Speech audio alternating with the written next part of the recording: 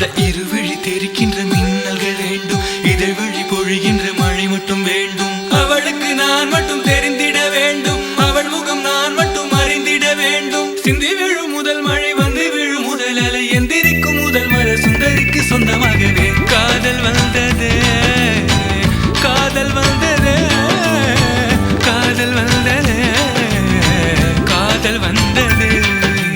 புது மலை தொட்டு செல்லும் காற்றை எதிர்த்து, புது கவி பாடி செல்லும் ஆற்றை